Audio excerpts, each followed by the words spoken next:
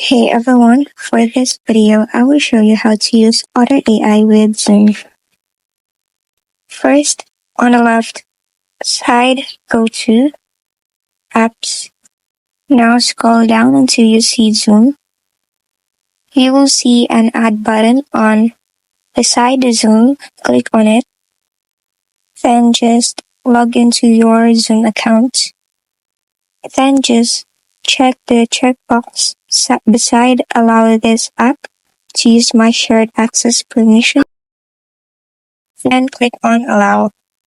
And now, as you can see, there's a disconnect button beside Zoom. That means that you are now connected to Zoom. Now go to Home. To use this, you can go to Meetings and paste the meeting URL to add your Otter to your Zoom meeting. You can also record a scheduled meeting. Click on it. Then you can choose either of these three, and you can choose on who to share it with, then click on Confirm. And that's it. That's how you use Otter.ai with Zoom. If this video helped you, don't forget to like, subscribe, and hit the bell icon.